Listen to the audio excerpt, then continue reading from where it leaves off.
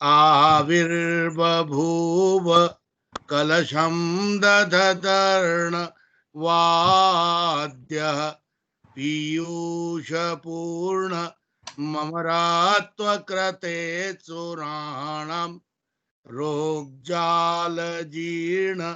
जनता जनितः प्रशंसो धन्वन्तरि च भगवान् भविकाय भूयात् कर्पूरगौरं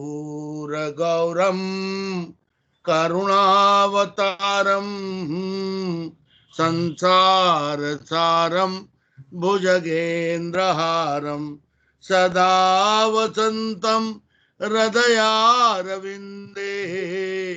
भवं भवानी सहितं नमामि।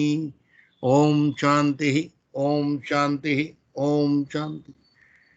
मैं सभी मेरे स्पीकर्स का, आयुर्वेद के विद्वानों का हार्दिक शुक्रिया, हार्दिक अभिनंदन करता हूं कि आज आपने इतने व्यस्त समय में से आयुर्वेद के लिए, मेरे लिए, मेरी प्रार्थना पर इस वेबिनार में जुड़ना उचित समझा। मैं सभी का स्वागत करता हूं, सभी को बहुत बहुत धन्यवाद देता हूं और उसके साथ एक थीम बोलना चाहता हूं केवल इस प्रोग्राम की। ये हमने देखा कि कोरोना एक ब्लेसिंग इन डिसगाइज है हमारे आयुर्वेद के लिए। हमारा आयुर्वेदिक सिस्टमेटिक हो गया, कई गाइडलाइंस बन गई, जो प्रोटोकॉल्स नहीं थे वो बन गए, ट्रायल्स की परमिशन हो गई, सर्जरी की बातें हो गई। तो मैं जानता हूं कि ये कोरोना में जितना 70 साल में व्यवस्थित नहीं हुआ था आयुर्वेद, उतना व्यवस्थित कानूनी रूप पे हो गया। तो आने वाली आशा 2021 में केवल हमारा आयुर्वेद है, ऐसा मैं सोचता हूं। आप सभी विद्वान हैं। मैं सबसे पहले इस कार्यक्रम का उद्घाटन करने के लिए आदरणीय मेरे छोटे भाई, लेकिन चूंकि वाइस चांसलर मेरे मुखिया हैं गुजरात आयुर्वेद यूनिवर्सिटी के, तो मैं वैद्य श्री अनूप ठाकर जी को निमंत्रित करता हूं कि वो इस विषय पे कुछ प्रकाश डालें कि आने वाले 2021 में आयुर्वेद की क्या भूमिका होगी और आयुर्वेद को हमें जन जन तक कैसे पहुंचाना है, जिसमें प्राइवेट प्रैक्टिशनर और गवर्नमेंट के जितने चिकित्सक हैं कुछ योगदान दे सकें, कुछ यज्ञ जैसा समझें कि हम एक साल 2021 में हम आराम से पूरी की पूरी पब्लिसिटी करेंगे, आयुर्वेद की अवेयरनेस करेंगे। ऐसा मैं प्रार्थना करता हूं डॉक्टर अनूप ठाकर जी से। Vaidya Anup Thakar ji, vice chancellor, Gujarat Ayurved university. Namaskar and thank you, Pawan Kumar sir, for your nice introduction. वैद्य पवन कुमार जी, हमारे मित्र वैद्य संजीव कुमार जी, नाड़ी वैद्य, और श्रीनिवास आचार्य जी और अन्य सभी विद्वत गण जो आज इस कन्वर्सेशन में जुड़ा हुआ है। एक्चुअली ये जो आज का टॉपिक सर ने रखा है वो बड़ा रिलेवेंट है कि भाई आयुर्वेद की अब आगे 2021 में आयुर्वेद क्या रहेगा और कैसे उसकी स्थिति होगी। ब्लेसिंग्स इन डिस्गाइज, जैसे उन्होंने कहा कि all of sudden, of course जब से हमारे आदरणीय प्रधानमंत्री जी ने चार्ज संभाला है तब से आयुष मिनिस्ट्री बनी और एक उसके बाद सेक्रेटरी हमारे आयुर्वेद से ही लाए गए वैद्य राजेश कोटेचा जी, हमारे ही इंस्टीट्यूट के एलुमनाई हैं। और उसके बाद एक जो गति मिली आयुर्वेद को वो तो थी, पर ये कोरोना ने एकदम द्वार खोल दिए जैसी स्थिति है। क्योंकि स्थिति ये हुई कि कोविड-19 के बाद मॉडर्न सिस्टम ऑफ मेडिसिन में ये पाया गया कि कॉट रेड हैंडेड, कुछ है ही नहीं उनके पास। ऐसा दुनिया को दिखने लगा और उनको भी दिखने लगा कि एक्चुअली भले हम रेमडेसिविर कहें या व्हाट्सएवर मैनेजमेंट कहे, हाइड्रोक्सीक्लोरोक्विन की बात चली, बाकी सारी बातें चली, but nothing found effective. And till date आज 1 साल होने को आएगा, एक भी मेडिसिन ऐसी नहीं है जिसको हम ये कह सकें कि ये कोरोना को ट्रीट कर सकती है। Not a single medicine. और ये WHO ने भी एंडोर्स कर दिया और Bill Gates, WHO all other scientist are saying कि अभी भी हमारा इससे मोक्ष नहीं होने वाला। और उससे आगे आज एक डरावने वाली बात होगी कि भाई अफ्रीका स्ट्रेन पाया गया, दिया है जिसने इबोला चालू है। तो किसी का माइक चालू है, डॉक्टर सदानंद का माइक चालू है, म्यूट कर दे तो आवाज नहीं आएगी। हाँ, तो इबोला जैसा एक नया वायरस पाया गया जिसमें कि फीवर आता है, और कॉन्गो फीवर में भी जैसे होता है, और ब्लीडिंग होता है और पेशेंट की डेथ हो जाती है। तो ही इज वरीड कि ये तो कोरोना से 50 टाइम्स मोर डेंजरस है, और अगर वो फैल गया तो दुनिया मुश्किल में आ जाएगी, ये स्थिति है। दे आर एक्सपेक्टिंग कि many more viruses can come, क्योंकि जिस हिसाब से हम एनिमल्स को मार रहे हैं, जिस हिसाब से एनिमल्स को सोसाइटी में लाया जा रहा है, और जैसे चाइना में वो जहाँ से वायरस हुआ वहाँ जो मार्केट है एनिमल्स की, और वहाँ जो उनको रखा जाता है, वहाँ से तो एन नंबर्स ऑफ वायरस फैलने की संभावना है। तो हम कितने कितने वायरसेस को हम टालेंगे, कितनों को हम रेजिस्ट करेंगे। लुइस पास्चर ने एक बात कही थी, वो आज भी याद रखने वाली बात है। वो जो साइंटिस्ट था कि train is everything, train is everything means आपका शरीर ही सब कुछ है। जो बाहर से अटैक होता है इज नथिंग, मींस जो ये germs are nothing but terrain is everything, ये इन्होंने कहा, germs are nothing but terrain is everything. Germs तो आते रहेंगे जाते रहेंगे, आज भी आपके शरीर में बहुत सारे इन्फेक्शन पड़े होंगे, एंड नंबर्स ऑफ, जिनको मौका नहीं मिल रहा, अगर उनको मौका मिलता तो आज हम या आप यहाँ बैठे हुए होते। तो उनको तो आप कहाँ कहाँ तक कितनी वैक्सीन ढूंढोगे और कहाँ कहाँ उनके पीछे पड़ोगे। आज भी 1 साल के बाद भी जो वैक्सीन आ रही है उसके ऊपर भी बहुत सारे इफ एंड बट्स लगते हैं कि भाई उनकी पूरी स्टडी नहीं हुई, उसके साइड इफेक्ट्स हो सकते हैं, ये है वो है, बहुत सारा।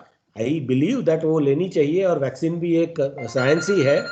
पर I think immunity immunity can play a big role, and वो इम्यूनिटी जो मैंने कहा कि टरेन इज एवरीथिंग, ये आयुर्वेद में कहा ना कि 4 बात बताया, ऋतु क्षेत्र अंबु बीज, और बीज होगा, आपके शरीर में बीज पड़ा है, चाहे वो वायरस है चाहे वो बैक्टीरिया है या वॉटएवर, पर क्षेत्र आपका अगर वो फर्टाइल नहीं है उसके लिए, उसको मौका नहीं देगा, मीन्स आपकी इम्यूनिटी बहुत अच्छी है, तो भले अंबु भी हो और ऋतु भी हो, पर कुछ नहीं होने वाला, वो बीज फलित नहीं होने वाला।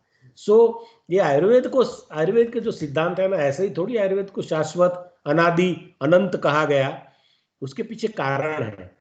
चाहे कितने भी पेंडेमिक्स आए गए, सब हुआ, पर आयुर्वेद वहीं का वहीं टिका रहा। बहुत सारे सिस्टम ऑफ मेडिसिन दुनिया भर में इधर उधर होते रहे, पर आयुर्वेद अभी भी उसके प्रिंसिपल्स पे टिका हुआ है। The reason is it's not about medicine, it's about principles, it's not about treatment, it's about how you live, and वही उन्होंने उसके ऊपर ही उन्होंने तवज्जो दिया। आयुर्वेद ने ये कहा कि रोग युक्त होना मीन्स रोगी होना वो तो कनिष्ठ, किसी को ट्रीटमेंट की जरूरत पड़ती है तो that has been consider the कनिष्ठ थिंग, बहुत खराब चीज है। प्रज्ञा अपराध आप करते हैं, आपकी प्रज्ञा को आप नहीं देखते, तब आप रोग युक्त होते हैं। और ये कहते हैं कि प्रज्ञा आपको बताती है कि इसमें मुझे इंडल्ज होना चाहिए कि इसमें नहीं होना चाहिए, मैं करूं या ना करूं।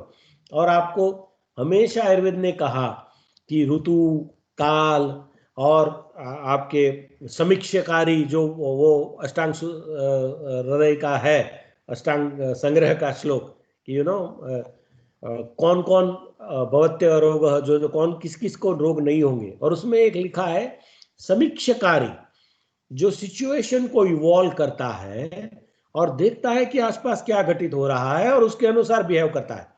तो अभी ऐसा है कि भाई पेंडेमिक है, आप मास्क पहनो, आप गर्म पानी पियो, या आप इम्यूनिटी के लिए जो भी मेडिसिन लेनी चाहिए चाहे लो, और दिनचर्या ऋतुचर्या का पालन करो। कितने अच्छे सिद्धांत हैं।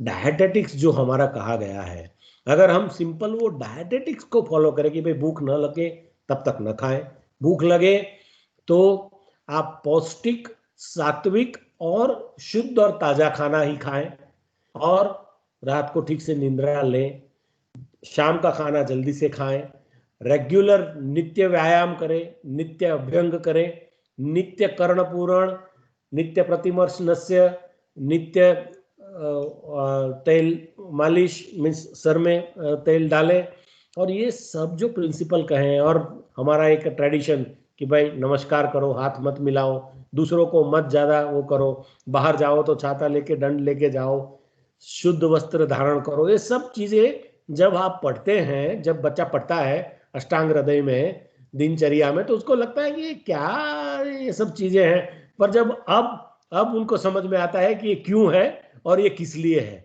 और कितना रिलेवेंट है। सो आयुर्वेद जो छोटी छोटी बातें करता है ना, बट इट्स सो रिलेवेंट, और आज वो रिलेवेंस हमें दिख रहा है कि वो कितना रिलेवेंट है। इवन दो हमारे शास्त्रों में आया है, कहीं कहीं आपने देखा होगा कि कोई कोई लोग भाई सिर्फ कुएं का ही पानी पीते हैं, इधर उधर का पानी नहीं पिएंगे, बाहर का खाना नहीं खाएंगे, तो उनको पांगा पंडित माना जाता था कि यार ये बहुत, ये बड़े वो मानता है, पर वो आयुर्वेद से आया है। बाहर का खाना खा आप साथ लेके जाओ और खुद का खाओ या खुद पका के खाओ, वो भी शायद उन दिनों भी रहता होगा अगर ये सिद्धांत जो फॉलो करता है, he will never get ill. और इम्यूनिटी का जो सबसे बड़ी बात है, एक भी साइंस ऐसा नहीं है, मेडिकल साइंस अभी एग्जिस्टिंग, कि जिसमें इम्यूनिटी का डिटेल कॉन्सेप्ट जैसा आयुर्वेद ने दिया है ऐसा हो, कोई नहीं है। इम्यूनिटी बढ़ाने के लिए अभी मॉडर्न साइंस क्या कह रहा है, just take a vitamin C and have a good nutritive diet. वो कहते हैं कोरोना वाला पेशेंट आया, जम के खाना खाओ, दबा के खाओ, और बहुत अच्छे से खाना खाना चाहिए, और आप हॉस्पिटल में जाओगे वो तंदूरी रोटी देंगे, पनीर की सब्जी देंगे, और फिर साथ में वो नींबू पानी के नाम पे वो मार्केट से मिला हुआ लेमन या तो mango juice, have a lot of drink करके वो देते हैं, ये सब देंगे, और साथ में दही भी देंगे। अब आपके हिसाब से वो पित्त श्लेष्मक ज्वर है, उसमें आप दही खाना खाने दोगे, तंदूरी रोटी खाने दोगे, और वो पंजाबी सब्जी पनीर वाली दोगे, वो कहाँ से डाइजेस्ट करेगा, उसको होगा आम, और सिचुएशन डिटोरिएट होगी कि वो इंप्रूव होगा। तो आयुर्वेद के जो प्रिंसिपल हैं वो इसीलिए उसको शाश्वत और अनादि अनंत कहे गए हैं कि भाई if we will adapt all this thing, तो पेशेंट अपने आप ठीक होगा। अब आपने देखा होगा in comparison to earlier days, ये मेरा ऑब्जर्वेशन है क्योंकि हमारे वहाँ कोविड केयर सेंटर है, ये मेरा ऑब्जर्वेशन है कि जब से लोगों को घर पे रहने की इजाजत देने लगे कि भाई आप घर पे भी ट्रीट कर सकते हो, जब तक सिम्टोमेटिक ना हो, बहुत ज्यादा प्रॉब्लम ना हो, तो यहाँ आने की जरूरत नहीं है, वो जब से अलाउ किया गया, डेथ रेट कम हुआ। Have you noticed it? और ये इसलिए हुआ कि कहीं ना कहीं आयुर्वेद जिम्मेदार है इसके पीछे।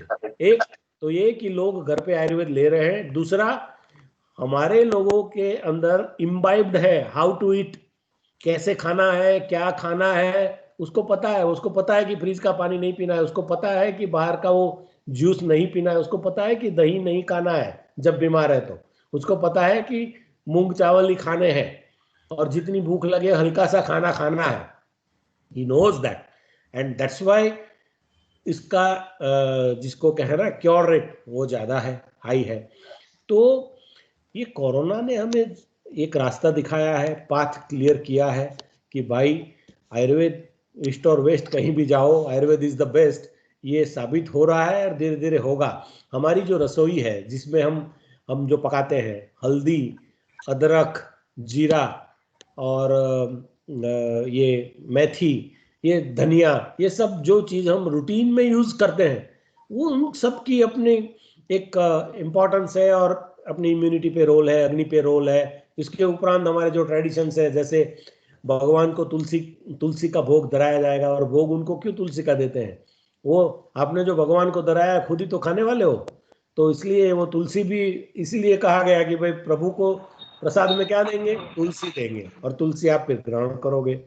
तो this all principles of Ayurveda are being so relevant in this days कि हमें दिखाई दे रहा है कि आने वाला कल आयुर्वेद का है।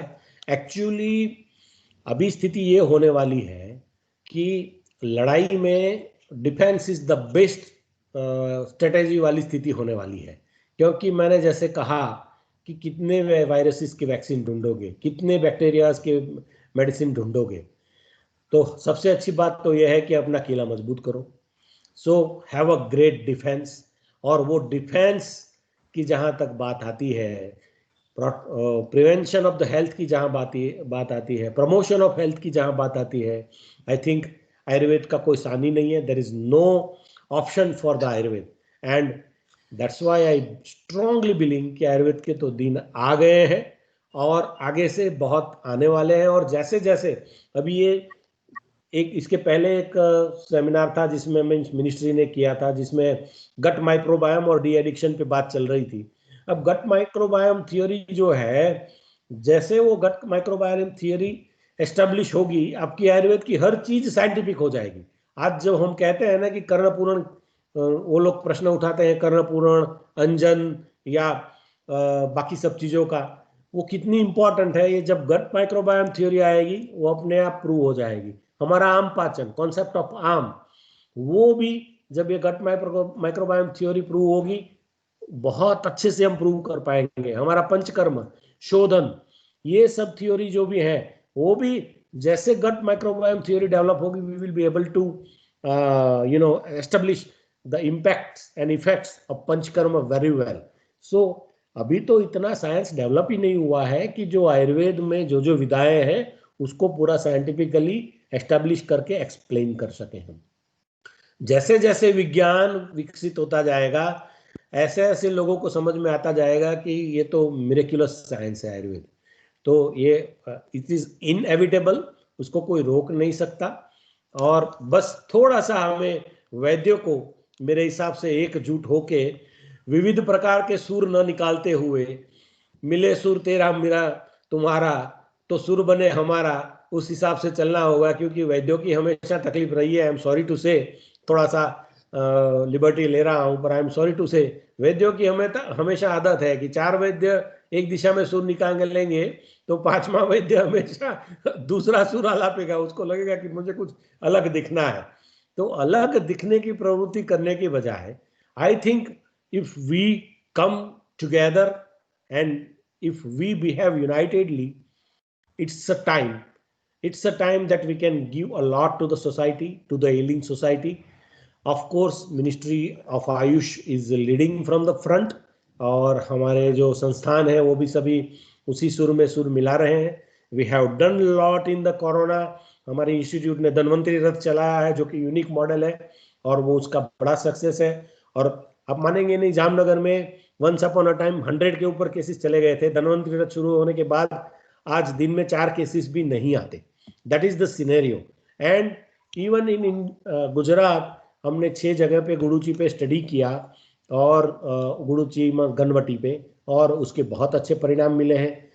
1000 पेशेंट को अहमदाबाद में, क्योंकि जामनगर में इतने पेशेंट नहीं थे, हमने अहमदाबाद में गुजरात के आयुष डिपार्टमेंट के साथ मिलकर स्टडी किया, रेट्रोस्पेक्टिव स्टडी था। और उसमें हमने पाया कि जिन पेशेंट्स को as a add on therapy Ayurveda treatment दी गई, जिसमें कि शंशमनी वटी और अश्वगंधा और आयुष 64, यष्टि मधु गनवटी और पथ्यादिक्वाथ ये थे, तो और अणु तेल का नस्य था, तो उनमें ये पाया गया कि उनकी जो कन्वेंशनल थेरापी जो रूटीन देते हैं वो azithromycin, vitamin C and all that थी, उससे 5.5 दिन के बाद पेशेंट ठीक हुए। और हमारी ट्रीटमेंट जिनको एड ऑन दी गई वो पेशेंट 3.5 से 4 दिन में ठीक हो गए, मीन्स नेगेटिव हो गए। और हमारे जो पेशेंट ले रहे थे आयुर्वेद ट्रीटमेंट, उनको किसी को भी ऑक्सीजन की जरूरत नहीं पड़ी। तो ये बहुत सारे एविडेंसेस है, वो माने ना माने अलग बात है, पर there are many evidences. So future is remaining with Ayurveda. Ayurveda एक भविष्य की चिकित्सा बन सकता है, उसकी पूरी संभावनाएं उसके पास है। बस we have to grab the opportunity. हमें थोड़ा सा साइंटिफिक बनना है और साइंटिफिक फुटेज पे काम करना है, और हमारी भाषा थोड़ी रिफाइन करके लैंग्वेज को साइंटिफिक बनाना है। That's the only need. Otherwise ये ग्रेट साइंस है and future is great. I think मैंने बहुत सारी बातें करी और बहुत सारा टाइम लिया। बहुत सारे पीछे विद्वान वक्ता है, they will also share their idea.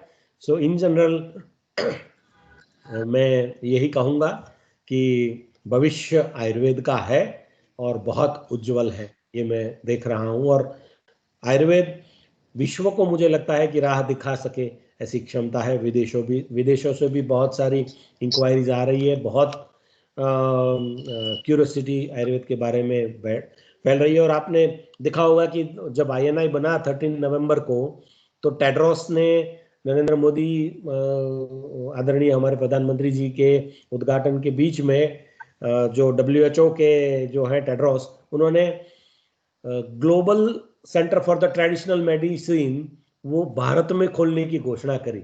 It self shows कि आयुष का कितना इंपॉर्टेंस अभी बढ़ रहा है globally. So future is yours. I think we should work hard and we should come all together. तो बहुत कुछ हो सकता है। Thank you all. नमस्कार। Excellent, Dr. Anup ji. Excellent, motivational and inspirational lecture, no doubt. और भविष्य हमारा है, ऐसा हमें पूर्ण विश्वास है। आपके शब्दों से और सहारा मिला, बहुत दृढ़ सहारा मिला कि हाँ, हम कामयाब जरूर होंगे। जो 70 साल में सिचुएशन नहीं देखी थी, वो 2020 में दिखा गया आयुर्वेद के लिए। वैसा उससे अच्छा उदाहरण क्या हो सकता है कि कोलगेट ने हाँ। ऑयल पुलिंग थेरापी के लिए प्रोडक्ट निकाली, ऑयल पुलिंग थेरापी, कोलगेट। कवल गंडूस। हाँ, ठीक बोले तो आप, ठीक। कल तक इसकी मजाक उठाते थे, वो आज चल रहा है। तो हाँ, future is yours. Thank you, thank you, thank you, excellent जी। अभी हम सब में सीनियर हैं डॉक्टर श्रीनिवास आचार्य जी, डॉक्टर श्रीनिवास आचार्य जी। और भी IPGTR एल्यूमिनी जुड़े हुए हैं। डॉक्टर नीना शर्मा जुड़ी हुई हैं, डॉक्टर सबरी सेनगुप्ता जुड़ी हुई हैं, डॉक्टर अचिंत भी जुड़े हुए हैं। तो ऐसे सभी लोग, अपने अर्पण जी भी जुड़ गए हैं। मैं वेलकम करता हूं डॉक्टर अर्पण जी का, बहुत बहुत धन्यवाद। मैं श्री आदरणीय मेरे बड़े भाई श्रीनिवास आचार्य जी को निमंत्रित करता हूं कि वो एक इंस्पिरेशनल अपनी स्पीच इसी सब्जेक्ट पर दें।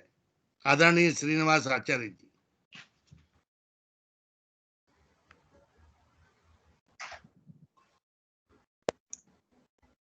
आदरणीय आचार्य जी प्रिंसिपल हैं SDM आयुर्वेदिक कॉलेज के और बड़े मूर्धन्य आयुर्वेद के विद्वान हैं। मुझसे 2 साल सीनियर हैं। तो 87 में लगभग MD करके हम लोगों के एल्यूमिनी हैं, अग्रज हैं, बड़े भाई हैं। आदरणीय श्री डॉक्टर श्रीनिवास आचार्य जी, स्वागत आपका। Yes, good evening, everybody. I hope I am audible now. You are, sir. Yes, I am also shared a screen. Is it also visible? Yes, it is visible, Or is clearly my visible. yes, Achintanacha Karyanam Dhrum Santarpanena Cha Swapnam Prasangacha Naro Varaha Eva Pushyati. That's about this particular talk.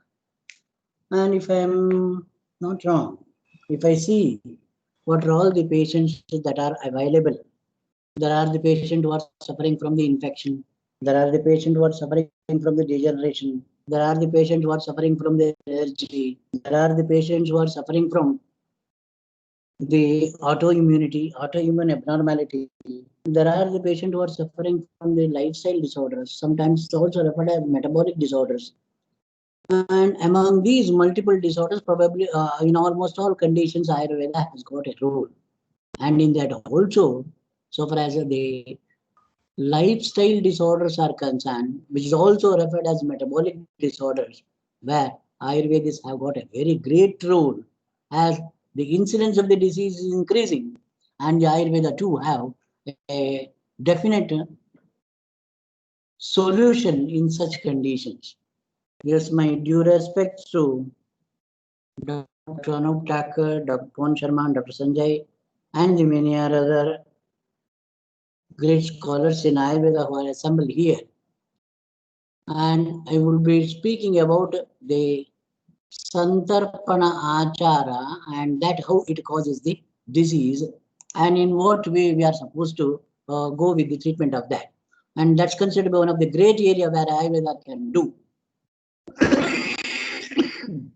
The literature specifies that there should be a balance. Balance between what? Balance between consumption of the food and also the utilization of the same.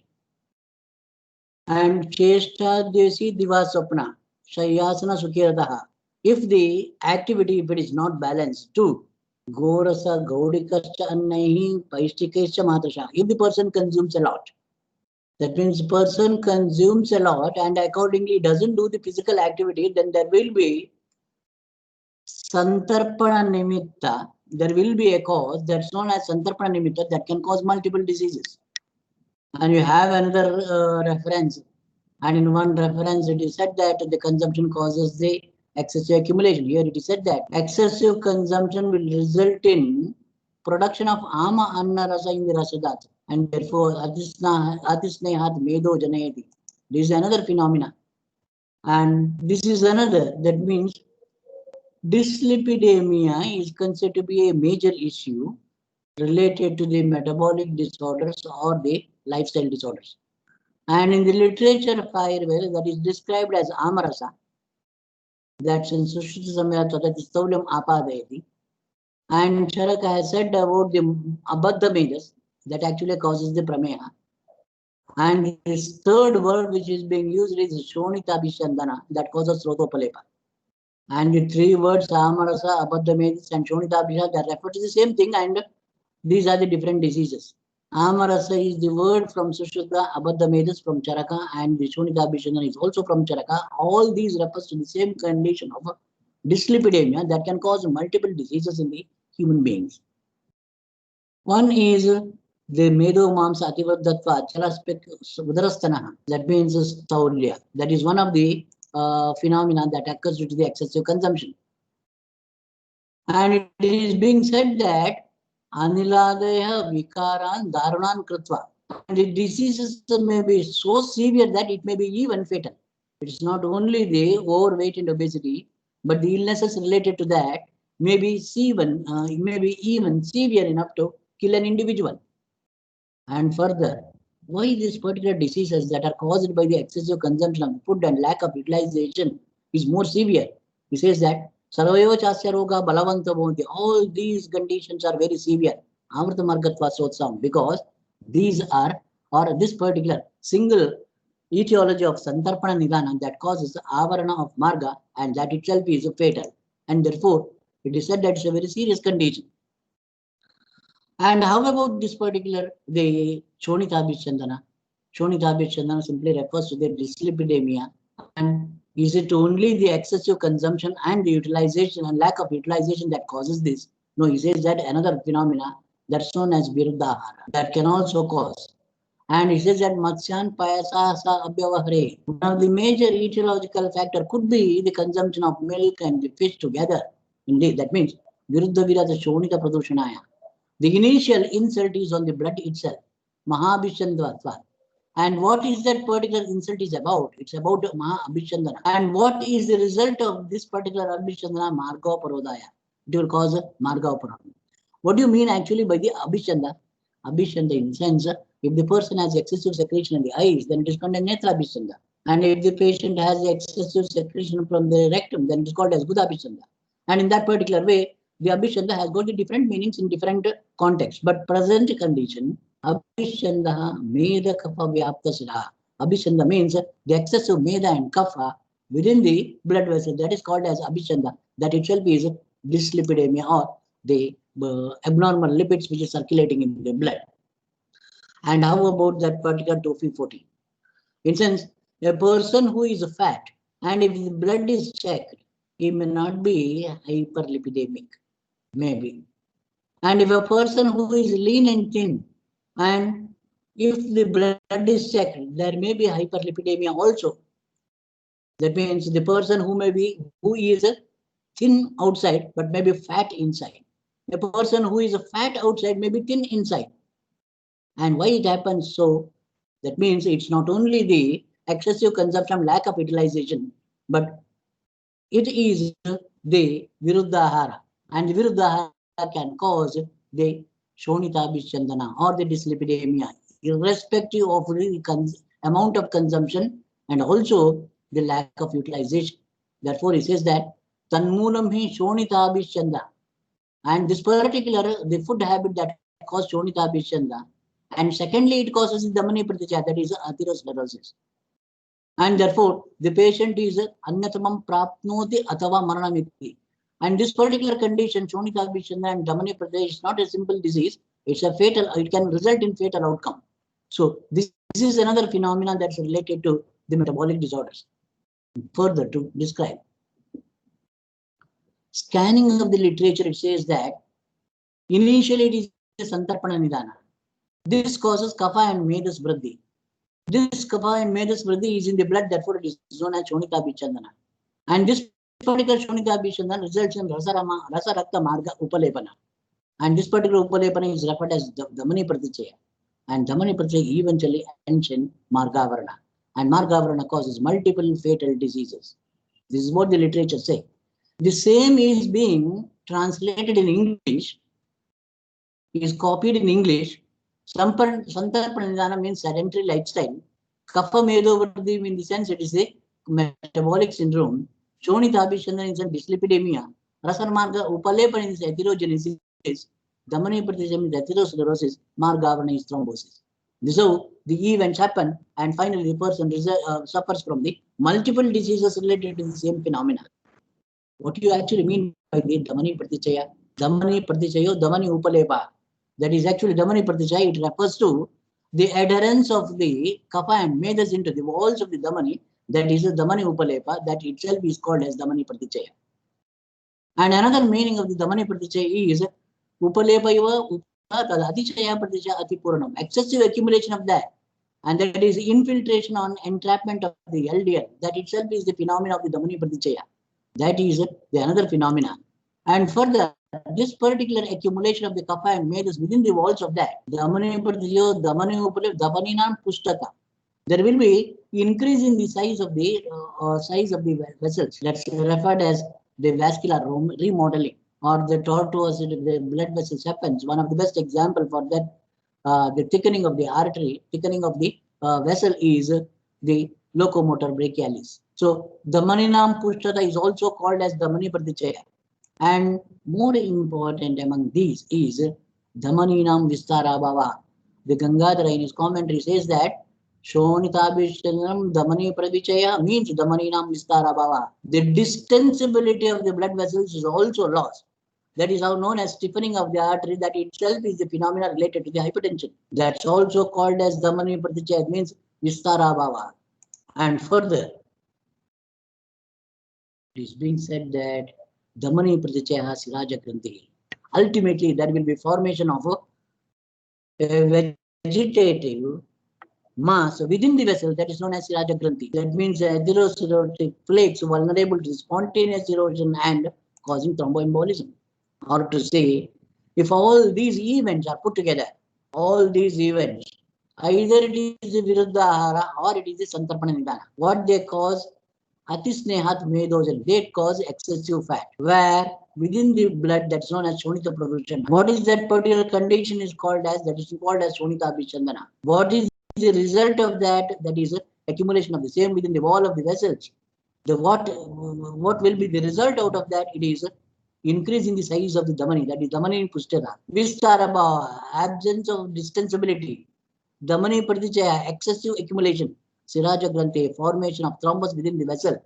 And finally, it is the Marga Uparodha. So these are the events that happen. Probably it doesn't happen in a matter of a day. Rather, it may take several years to happen. But it begins from the Shonita Bichandana or the dyslipidemia. And where this can happen in the whole body, because the Damani is present in the whole body. Krishnam Shariram. And since it is present in the whole body, it can happen in any part of the body.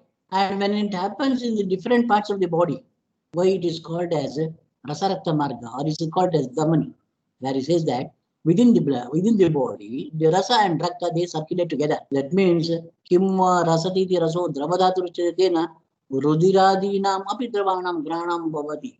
That means Rasarakta Marga is the place where this particular Damani Pratijaya happens.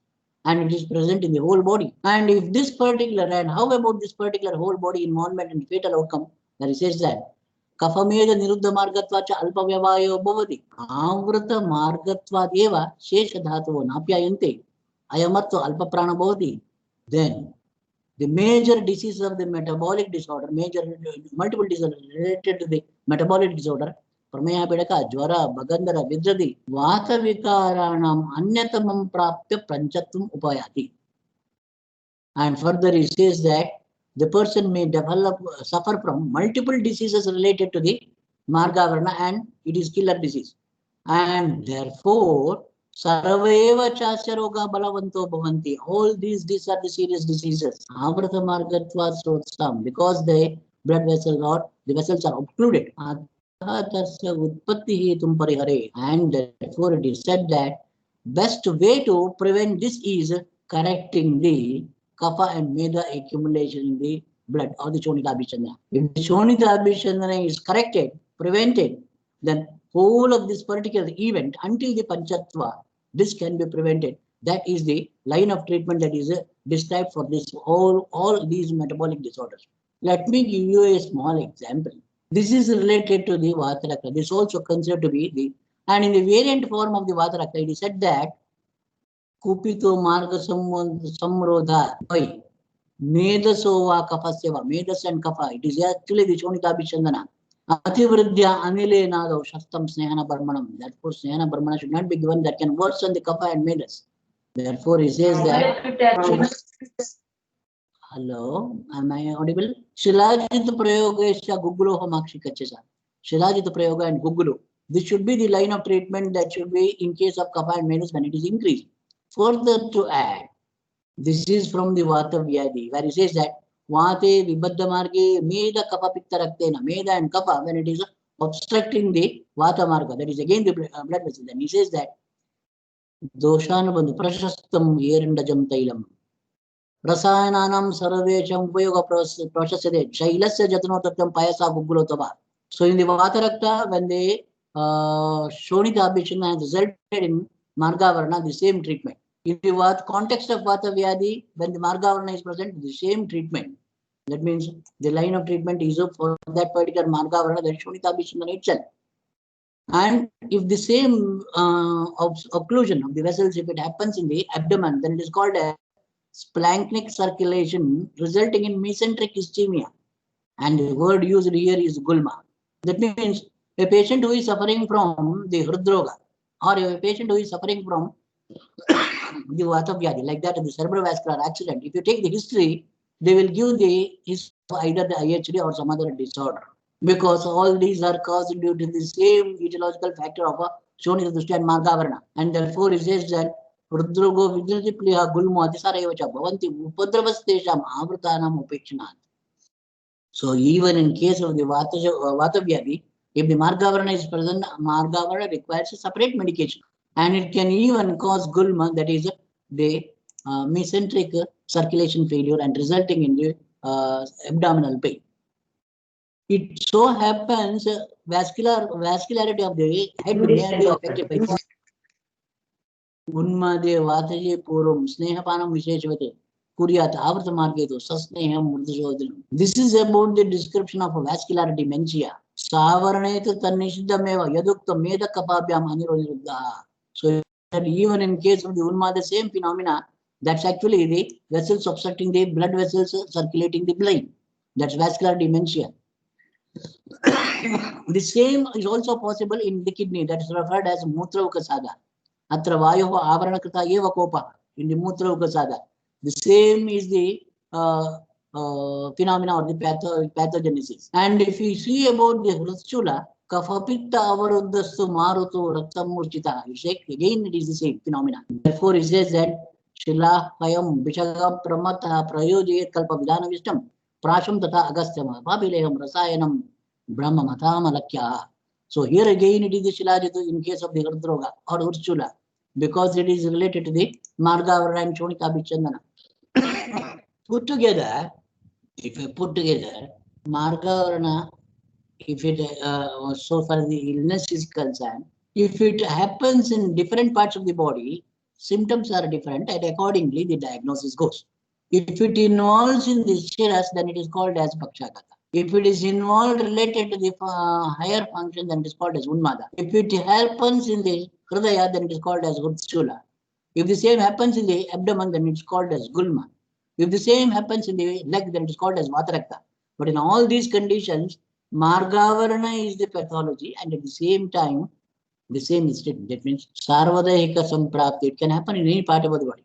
Vata Prakopa is the major presentation when it happens. And Sthanika Dosha Drishti, the local symptomatology likely. Prasadi Upachurana, distant to that, there will be obstruction and therefore circulation is affected. Animitta Pradarshana, very important is spontaneous development. And so far as this particular Margavarana is concerned, cerebrovascular accident is spontaneous. Heart attack is spontaneous. There is sudden development of the symptoms. Animitta Pradarshana. That is why I say that is Avrudo Doshaningani, so Animittam Pradarshya, the literature specifies. Visheshato Ratru Kopa and Balavantaroga. So all these are attributed to the Margavarana. And further, what should be the line of treatment? Sarvaiva Chasara Balavanta the Avrta Margatvat Ataha Tasya Utpatti Hetum Parihare. What is the basic cause of that particular Margavarana is the Shonikabhichandana or the dyslipidemia. And therefore, as soon as that particular condition is identified, Shilajitu, Gugulu, Gomutra, Triphala, Loharaza, Rasanjana, Madhu, Yava, Buddha, Korodu, Chaka, Shamak, Uddara Kadam, Virukshana Chedanayam, Chandrabhyanam, Vidyadupayogo. The patient should be treated by these. These are the line of treatment that should be added. So, to be more precise, when we are speaking something about the 2021, when we are speaking about the 2021 post-COVID period and what are all the options that Ayurvedists have of the syndromes that are related to the COVID, that's also there. And how about preventing these multiple infections, improvisation of the body, improvisation of the immunity, that's also there. That is right now it's high on the card. And before the COVID and after the COVID, so far as this particular metabolic disorder is concerned, that can win bread and butter for the Ayurvedic physician, because this particular Shonikabhichandana, this particular Santarpana Nidana, this particular Santarpanotta Vyadhi, all these descriptions that are available. And if this is, and if this particular illness is publicized and if adequate importance is given and adequate information is also passed to the public, they can think about this particular condition and can have best treatment from Ayurveda to prevent this. It may be the prevention of the diabetes mellitus, it may be the prevention of the hypertension, it may be the prevention of the cerebrovascular accident, it may be prevention of Alzheimer's disease, it may be related to the ischemic limb disease. In all these conditions, or it may be even the chronic kidney disease. In all these conditions, one basic phenomena is the Shonikabhichandana and Margavarana. And if this particular Shonikabhichandana, importance of Shonikabhichandana and Margavarana is identified, and if it is treated, patient may not suffer from either the stroke or the heart attack or even the ischemic limb disease. And therefore, this, and so far as the efficacy of the treatment is concerned, Shodhana, say for example, in about 15 days, Shodhana, the total procedure is about 15 days. If the triglyceride level is somewhere around 350 to 400, that can be brought to 150 in the 15 days of Shodhana treatment. And the important thing is Shodhana treatment also involves Snehapana. And maximum reduction of the dyslipidemia, maximum correction of dyslipidemia happens in this particular period of Snehapana itself. That itself is the manipulation of a body mechanism by this particular treatment methods. And you have the explanation about the Santarpana Nidana, and at the same time, how best it can be corrected by the oral medications. You have the description of Shilajitu, you have the description of the Lobasma, you have the description of the Triphala, and you have the description of Makshika, and so on, multiple diseases. And the recent research works have proved Shilajitu is very effective in maintaining the normal lipid levels. Gugulu is also equally effective in maintaining the normal lipid levels. And Lashuna is also effective in maintaining the normal levels of the lipids. And also you have the two dosage patterns. One is the Rasayana dosage pattern. The second one is the Shamana dosage pattern. Shamana is being given in the smaller dosages for a longer period, and Rasayana is given in the largest dosage for the shorter duration of in the form of the course. Say for example, Shiva Gutika or the Shilajit that can be used for the lifetime. And the same Shilajit Loha Rasayana is best prescribed for 7 days or 7 days or 21 days. And whatever the effect that you expect when you are prescribed for longer duration, the same effect can be obtained in the 7 days or 21 days itself. And therefore, the practice of Ayurveda should be first course of Rasayana from, say, for example, if the triglyceride or total cholesterol somewhere around 400, if it is brought to normal by the Rasayana treatment, and the maintenance is best by the Shilajit Loha Rasayana in the Shamana dosage, or the Shiva Gutika in the Shamana dosage, or the Shilajit in the Shamana dosage, or Guggulu in the Shamana dosage, or the Lashuna in the Shamana dosage. In the same way, Guggulu Rasayana in the Rasayana dosage, Shilajit Loha Rasayana in the Rasayana dosage, Lashuna Rasayana in the Rasayana dosage that is being initially prescribed so that the abnormal levels of lipids or Shonika be corrected in a matter of 15 to 13 days. And the same may be further maintained by the Shamana dosage. And if it is added with that of the diet and exercise and the proper diet and exercise, probably all these diseases can be controlled very well. And so far as the metabolic disorders are concerned, they are likely to be perpetuating for a long period. And therefore, it is unlike the treatment of COVID, it's unlike the treatment of Jwara. You start the treatment and complete the prescription in a matter of about 15 days or 30 days is not the case. If you take up a case and he has to be in your consultation for the lifetime, that itself is the treatment of these diseases. And therefore, and if you have a few patients, if you get, probably they will be following up every month or every 2 months or every 6 months and assessing and rectifying this particular Shonita Chandana, that will be of a great attendance in the clinic. And therefore, in the COVID era also, not only this particular COVID, when there is the interest with the Ayurvedic medicine is improvising, one should look into this particular metabolic disorder also, because where Ayurveda can do a lot in treating these diseases and also preventing these. And this is my submission on this day. Thank you. Thank you, Dr. Pawan Sharma. Excellent, sir. Excellent, sir. All that and regards and salute, sir. Right from the South India, you have created your excellent presentation in Devanagari Lipi. Salute, salute, salute to you, sir. Thank Great you. explanation, great explanation. Thank you. Excellent, excellent, sir. Thank you very much. Now I would like to invite Dr. Arpan Bhatt, my dear friend, my younger brother, Dr. Arpan Bhatt. Dr. Arpan Bhatt, please. Yeah, he He is is principal of Gola Komarwa Ayurvedic College. Wow, क्या बात है. अरे क्या बात है अर्पण जी, बिल्कुल इस समय महर्षि चरक लग रहे हैं महर्षि. जय हो, जय हो. जय हो. कैसे हो? बस दुआ है, दुआ है. बस master of multi dimensional music science along with Ayurvedic expertise.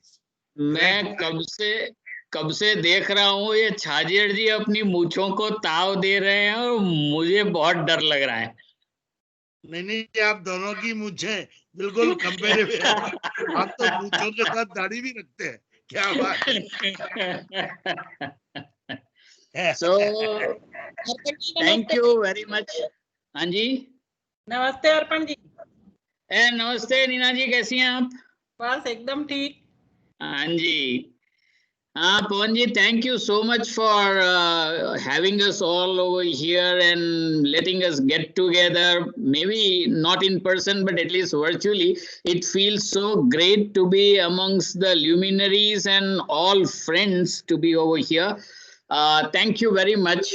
I was just listening to some part of the talk of our beloved Vice Chancellor, Sir Dr. Anup ji, and then a very wonderful presentation from Srinivas ji, our senior.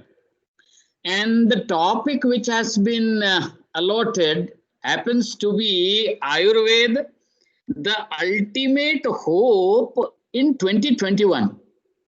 अब इसमें मुझे बहुत मजा आया भाई। 2021 में क्यों? वो आयुर्वेद अल्टीमेट होप तो कब से था, हमारी दृष्टि उस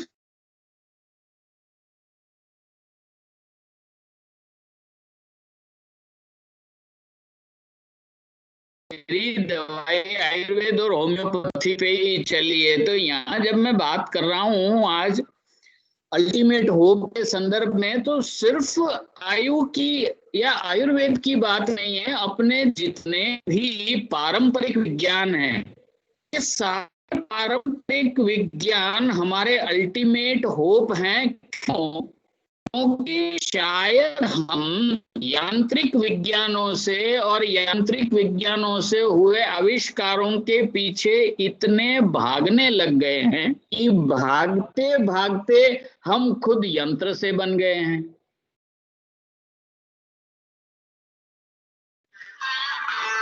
सॉरी, एक कॉल लेना पड़ेगा। Hello,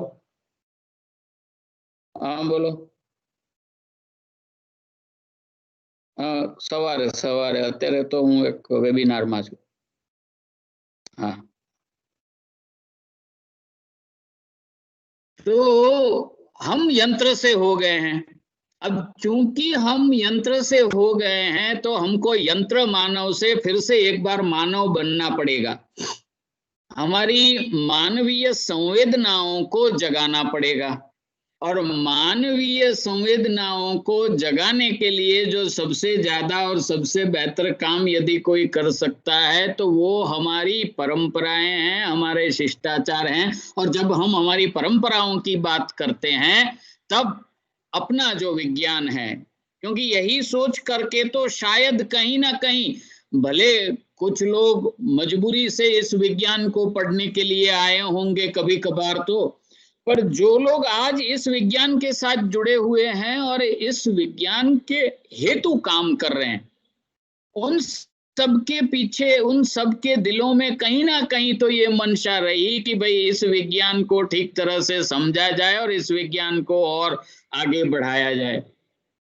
That means this hope portion has always been somewhere at the back of the mind. The only thing is we should thank 2020 that it gave an air like never before to this hope. और इसलिए शायद आज हम यहाँ पर ये चर्चा कर रहे हैं कि अल्टीमेट होप 2021 का क्या है, तो भाई आयुर्वेद है। जब आयुर्वेद की बात आती है तो स्वास्थ्य और आतुर का डिवीजन हमको थोड़ा समझ लेना चाहिए। वैसे हम सब आयुर्वेद वाले तो इस बात को जानते ही हैं कि स्वस्थस्य स्वास्थ्य रक्षणम आतुरस्य विकार प्रशमनम च आयुर्वेद का प्रयोजन है। तो स्वस्थ के स्वास्थ्य के रक्षण के हेतु हमें और ज्यादा सजग और सटीक होना पड़ेगा। मैं सिर्फ लोगों की बात नहीं कर रहा हूं, मैं हम खुद वैद्यों की भी बात कर रहा हूं। जो श्रीनिवास जी ने जो शुरुआत में बताई थी एक स्लाइड, उसमें मुझे बहुत मजा आया। बहुत बड़ी बात उन्होंने कह दी उसमें कि भाई सदा रोगी सदातुर कौन होते हैं। बोले भाई जो राज की सेवा कर रहे हैं वो लोग सदातुर होते हैं, विद्यार्थी होते हैं वो लोग सदातुर होते हैं। आज हम लोग ज्यादा फोकस कर रहे हैं किस बात पर? आयुर्वेद देखिए बात करता है जो त्रयोप स्तंभ है, आहार, निद्रा और ब्रह्मचर्य। दैट मीन्स कि ओवरऑल हम लाइफस्टाइल को कैसे जिएंगे, हम खान पान कैसे करेंगे। पर उसके साथ साथ में हमको सबसे ज्यादा अब तवज्जो शायद यदि कहीं देने की आवश्यकता है तो वेग प्रवर्तन और वेग धारण, इन दोनों चीजों पर, मतलब कि धारणीय और अधारणीय वेगों पर हमें बहुत ज्यादा ध्यान देना पड़ेगा।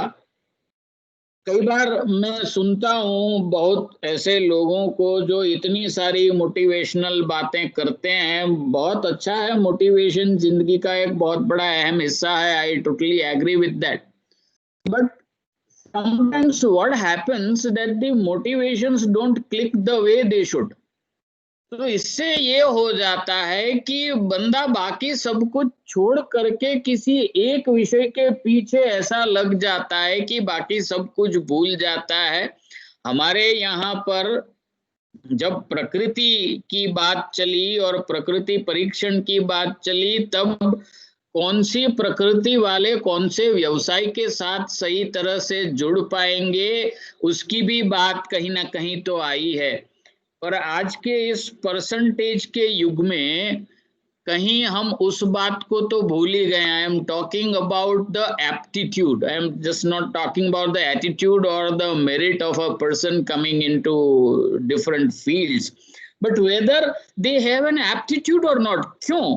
क्योंकि कई बार ये हो जाता है कि यदि आपका सही नहीं है then in that case the whole exercise, the whole building that is being built is on actually the foundation stone of the aptitudes. So if the aptitudes are not correct, the total foundation is built incorrectly, and we all know what happens if the foundations are built incorrectly. The whole building is not worth living into it. तो ये जो हमारा aptitude है, उस aptitude को भी सही करना पड़ेगा। इसके लिए हम सबको 2021 एंड बियॉन्ड ज्यादा काम ये करना पड़ेगा कि अब फैमिलीज ज्यादा रिमोट हो गए।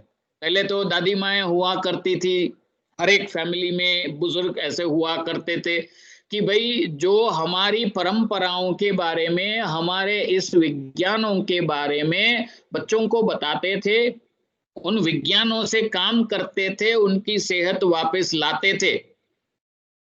अब ऐसा नहीं रहा, क्योंकि रिमोट हो गए, हमारा जो ट्रांसमिशन है लोगों का वो भी बढ़ गया। तो अब हम देख सकते हैं, किसी भी बड़े शहर को उठा के हम देख लें तो हम पाएंगे कि वहां भारत के पूरे कोने कोने से, कई बार तो विश्व के कई देशों से आकर के लोग वहां पर बस रहे हैं। आज हमारे यहाँ का बंदा विश्व में कहीं जाकर के बस रहा है। तो ये ट्रांसमिशन भी बहुत बढ़ गया। सिर्फ रोगों का ट्रांसमिशन बढ़ा ऐसा नहीं है, लोगों का भी ट्रांसमिशन बढ़ा है। तो चूंकि ये ट्रांसमिशन बढ़ा है, खान पान की बातें जो हैं वो देश के साथ सात्म्य संदर्भ में, ओक सात्म्य के संदर्भ में उसके बारे में सोचना पड़ेगा। तो ये सब कार्य जो हैं, मेरे हिसाब से एक वैद्य का दायित्व बढ़ गया है। 2021 में वैद्य का दायित्व और बढ़ गया है कि सिर्फ जीपी की ओर न देखते हुए स्पेशलाइज्ड इन चीजों के संदर्भ में भी वो सोचे। और यदि ऐसा हुआ, देखिए सिर्फ खाना खाने की बात नहीं है, जैसे श्रीनिवास जी बता रहे थे खाना पकाने, क्योंकि विरुद्ध अन्न की उन्होंने बहुत बात बताई। अब 18 प्रकार के विरुद्ध की बात अपना शास्त्र करता है, तो कौन से प्रकार का विरुद्ध कहाँ कैसे बनेगा, उस विरुद्ध से क्या होगा और क्या होकर के क्या क्या हो सकता है, ये छोटी छोटी बातें हैं पर इतनी गहरी हैं कि इनको समझकर लोगों तक इसको ले जाना पड़ेगा। आजकल ये ट्रेंड हो गया है। खैर ये कोरोना काल में तो सब लोगों ने होटल्स वगैरह में जाना थोड़ा कम कर दिया, घर का खाना खाने लगे, खाना खाने के बाद और दिन भर में गर्म पानी पीने लगे। तो अच्छा है कि भाई उनका अग्नि अच्छा होने लगा, उनकी धातुओं की पुष्टि अच्छी तरह से होने लगी। पर वरना हम ये सब भूल गए थे। खाना खाने से पहले फ्रिज का पानी, खाना खाने के बाद फ्रिज का पानी, खाते खाते फ्रिज का पानी, खाने के बाद छाछ भी फ्रिज वाली ठंडी। तो इन सब चीजों से हमने काफी कुछ नुकसान कर लिया है अपनी सेहत का। सिर्फ सेहत का नुकसान किया है उतना ही नहीं है, हमारा जेनेटिक डिजाइनिंग भी हमने ऑल्टर या तो इम्प्रोवाइज किया, अच्छे शब्दों में बोलूं तो इम्प्रोवाइज किया, या तो कड़े शब्दों में बोलूं तो बिगाड़ के रखा है, जिसकी वजह से बहुत सारे प्रॉब्लम्स हम आज फेस कर रहे हैं, लाइफस्टाइल डिसऑर्डर्स भी उसकी एक देन है हमको। एक और बात भी है, that is the postural disorders. उसके बारे में भी हमको सोचना पड़ेगा, क्योंकि लाइफस्टाइल और पोस्चरल प्रॉब्लम्स दोनों मिला करके बहुत सारे डिजीजेस इस एज में लोगों को आने लगे हैं। So will have to be teaching people. It's not only treating people, we'll need to be teaching people about the righteous way of living, righteous way of eating, righteous way of thinking, righteous way of sleeping, righteous way of thought processes, etc., etc. तो धारणीय वेग और अधारणीय वेग पर भी हमको उतना focus करना पड़ेगा। और उसके साथ साथ में जब हमारे अन्य पारंपरिक विज्ञान की बात आती है, तब जो प्राकृतिक चिकित्सा है हमारी, जो कि it's very handy to us, like we have water in our house, we have mud in nearby our house, we have air surrounding us, we have nothing to eat, उपवास, ये सब चीजों को भी लेकर के अब तो इस चीज के ऊपर, उपवास के ऊपर तो नोबेल मिलने लगे हैं आजकल। आप सोच लीजिए कि कितनी पोटेंट चीज हमारे पास है, कुछ नहीं करना, कुछ खाना नहीं, इतनी पोटेंट चीज है कि इसके ऊपर तो अब नोबेल मिलने लगे हैं। तो इन सब चीजों को हमें संजोना पड़ेगा अपने जीवन में सही तरीके से। और यदि हम ये कर पाए तो नो डाउट हमारी जो इम्यून कैपेसिटीज है वो इम्यून कैपेसिटी बढ़ेगी। मैं अभी पिछले कोरोना के कुछ दिनों में काफी कुछ इम्यूनिटी के बारे में बोलने का हुआ, तो हम जब बल की बात करते हैं तो वो बल सिर्फ शारीरिक बल के संदर्भ में नहीं है, ऐसा हमारा शास्त्र कहता है। वो हमारी धातुएं शरीर में सही तरीके से संजोई हुई हो, हमारा जो अंतःकरण और बाह्यकरण है वो सही तरीके से अपना कार्य करता हो स्वतः, जो हमारी चेष्टाएं हैं सारी वो अप्रतिघात से काम करती हो, मतलब कि उसमें कहीं व्यवधान न हो। ये सारी बातें भी बल के संदर्भ में सोची गई हैं, जिनके ऊपर शायद हम बहुत ज्यादा तवज्जो नहीं देते। जब हम इम्यूनिटी की बात करते हैं तो हम सिर्फ यही सोचते हैं कि भाई ये कोरोना के फला फला प्रोटीन पे कौन सी दवाई जाकर के काम करेगी, बस that will boost our immunity so far as corona is concern. But then we have so many other things which require our immune capacities to work. तो जब हम कुल मिलाकर के हमारे प्राच्य विज्ञानों पर दृष्टि करके और उनके रास्तों को अपनाएंगे, अब इसमें प्रातः उत्थान से लेकर के रात्रि शयन तक, और शयन में भी किस प्रकार से शयन, कितना शयन, कैसे शयन, इनके ऊपर भी हम यदि सही तरीके से अपने आप को फोकस कर पाएंगे, मैं मानता हूं कि हम बिल्कुल करेंगे। क्योंकि अब क्या हुआ कि इतने दिन लॉकडाउन में रहते हुए हमने अपने ऊपर ही फोकस किया।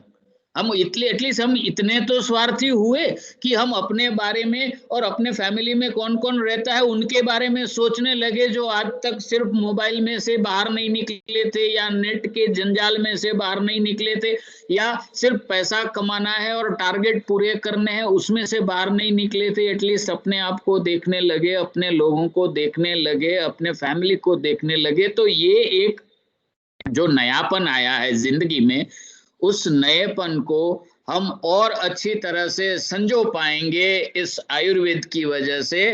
एंड डेफिनेटली यदि ऐसा हम कर पाए तो there is no other ultimate hope better than this one, कि हम अपने स्वास्थ्य को और अच्छी तरह से बरकरार रख पाए। मुझे आपके बीच में आने का मौका दिया और मुझे बोलने का भी मौका दिया निर्बाध, उस हेतु आप सबका धन्यवाद। और मुझे सुना आपने बड़े भाव से। हम जब कॉलेज में थे, पढ़ते थे, तब और तरीके से एक दूसरे के साथ अपना वर्ताव होता था और भीषण भाषण होता था।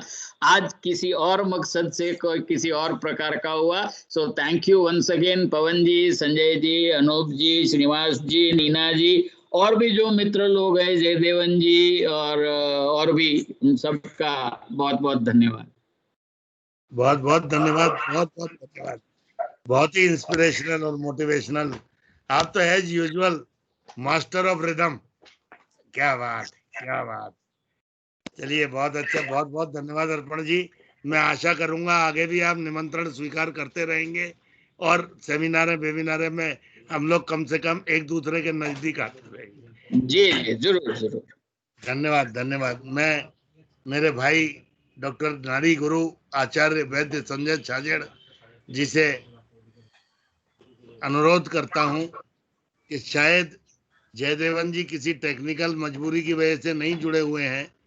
यदि वो किसी दूसरे नाम से जुड़े हुए हैं तो कृपा कर मुझे बताएं, डॉक्टर सीवी जयदेवन जी, क्योंकि उनका फोन बंद आ रहा है, तो इसीलिए मैं तब तक और चेष्टा करता हूं।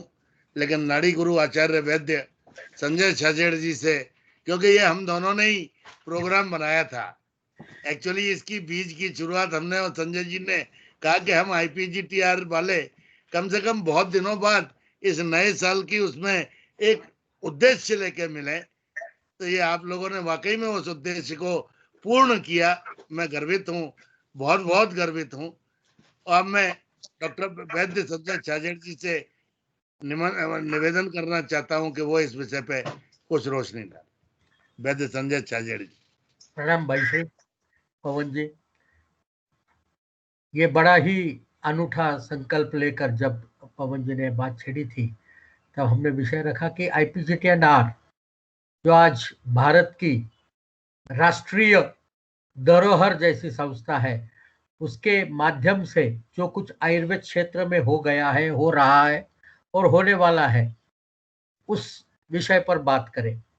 मैं बहुत आभारी हूँ अनूप जी का। एक कुलगुरु होना अपने आप में बड़ी जिम्मेवारी का काम है, और उसमें से समय निकालकर हम लोगों को सुनने के लिए, हमको प्रेरित करने के लिए आप यहाँ आए। मैं बहुत आभारी हूँ। बहुत सालों के बाद पुनः एक बार श्रीनिवास सर को सुनने का मौका मिला, और शायद गुरदीप सिंह सर के सही वारस में गिनने वाले जैसे श्रीनिवास सर, जिन्होंने एक बहुत ही महत्वपूर्ण विषय पर हमको संबोधित किया, और विषय था कि आने वाले पीढ़ियों में 2021 में हम क्या देखते हैं, आयुर्वेद की तरफ लोग किस विषय के लेकर देखेंगे। उस विषय में सबसे बड़ा जो था मेटाबॉलिक सिंड्रोम, और वो मेटाबॉलिक सिंड्रोम ये आवृत्तवात से या कफश्लेष्म संचय से होने वाला, मेद संचय से होने वाला, शोणित अभिसंधन से होने वाला मार्गावरोध और उसकी चिकित्सा संबंधित जानकारियों को जो पूर्णतः शास्त्रीय शास्त्रों में वर्णित ग्रंथों से निकालकर उन्हें आज के परिप्रेक्ष्य में किस तरीके से समझना चाहिए, और यही धरोहर हमें इस विषय को, आयुर्वेद को 2021 में मोस्ट इफेक्टिव बनाएगी। और अगर हम चाहते हैं तो हमारा अल्टीमेट होप सिर्फ और सिर्फ आयुर्वेद होगा। सिर्फ हम लोगों का नहीं, ये कोई व्याख्यान हम लोगों के लिए नहीं है, ये व्याख्यान जो है वो दुनिया के लिए है। क्या आयुर्वेद की तरफ लोगों का नजरिया बदल गया है? क्या 2020 ने या इस कोविड के महामारी ने ये मौका, जैसे पवन भाई जी ने कहा कि हमको रिजुविनेट करने का मौका मिला, और मैं मानता हूं it's a blessing in disguise. Everybody was in dark when this pandemic occurred, and then everybody started searching for some remedial solutions. It was then only Ayurveda which came out with some kind of preventive and remedial activities, which has been proved over these many months, and the lowest death rate amongst all those countries which have been affected by COVID has proved that the intervention with the Ayurveda, as Anupji has very candidly pointed out, that after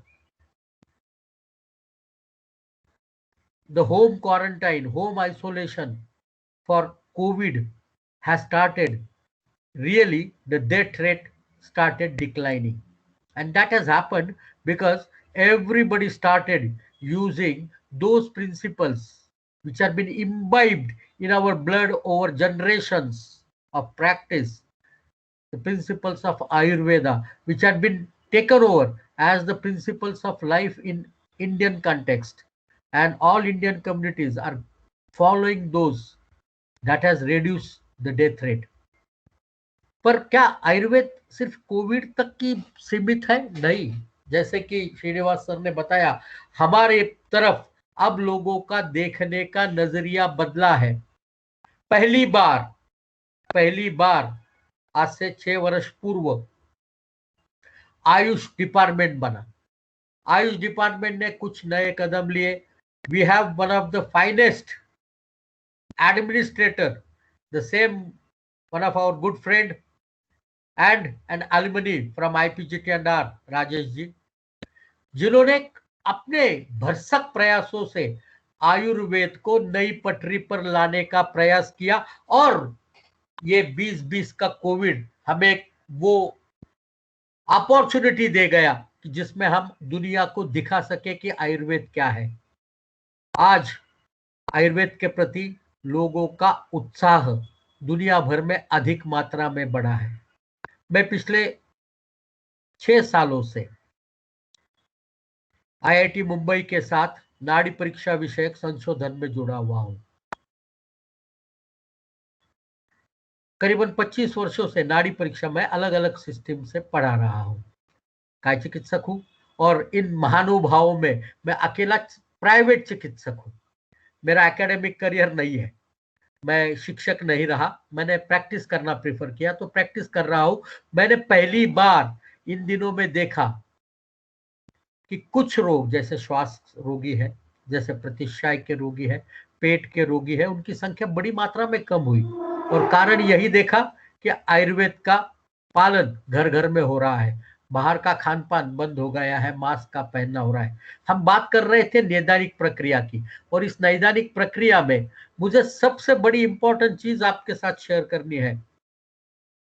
पिछले 28 साल से नाड़ी परीक्षा सिखाते रहने के बाद दुनिया भर के लोगों को सिखाता रहा हूं, पर इस पैंडेमिक में मैंने एक बड़ा अनूठा उत्साह देखा है।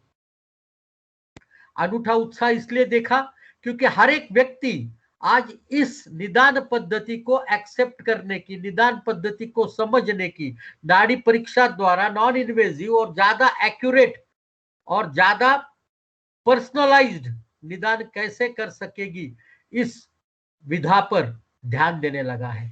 न सिर्फ भारत में अपितु यूएसए में, यूके में, यूरोप में, अफ्रीका में, इजराइल में, चाइना में, सब जगह पर इस विद्या के प्रति एक नई जागरूकता पैदा हुई है। और वो हमसे अक्सर पूछते हैं, हमसे ये बात समझने का प्रयास करते हैं, सीखने का प्रयास करते हैं कि क्या इसको हम इस्तेमाल कर सकते हैं, ये non invasive personalised diagnostic tool को। मैं बहुत छोटी सी बात कर रहा हूं, ये इतनी छोटा सा हिस्सा है आयुर्वेद का, जो नैदानिक प्रक्रिया का भी एक छोटा सा हिस्सा है। हम त्रिविध परीक्षा में, अष्टस्थान परीक्षा में एक छोटा सा स्थान है नाड़ी, और उस स्थान की परीक्षा के हेतु पूरी दुनिया में उत्साह उमड़ रहा है। और इसलिए मुझे ये कहने में कोई आपत्ति नहीं है, थोड़ी भी आशंका नहीं लगती कि आयुर्वेद हमारा अल्टीमेट होप है। हमारा इन द सेंस वैद्यों के लिए नहीं, ये तो पूरी दुनिया के लिए अल्टीमेट होप है। मैं बात अर्पण जी की बात को आगे दोहराना चाहता हूं। अर्पण जी ने कुछ मुद्दे हमारे लिए दिए। अर्पण भाई, आप सभी जानते हो, बहुश्रुत और बहुअभिव्यक्त व्यक्तिमत्व है। उन्होंने कुछ कहा हम लोगों से कि हमें ये चीजें करनी पड़ेगी। आयुर्वेद तो होप था ही, आयुर्वेद तो होप था ही। आयुर्वेद कभी नया होप नहीं बन रहा है, पर उस पे कुछ धूल मिट्टी जमी हुई थी। और जब इस धूल मिट्टी को झाड़ा गया तो हम लोगों को इस आईने में अपना चेहरा दिखा, जो वास्तविक चेहरा था। और हमारा वास्तविक चेहरा इतना उजला था कि वो हीरे के समान, हीरे के भांति चमकने लगा आयुर्वेद का, और ये पूरी दुनिया को प्रकाश देने के लिए तैयार हो रहा है।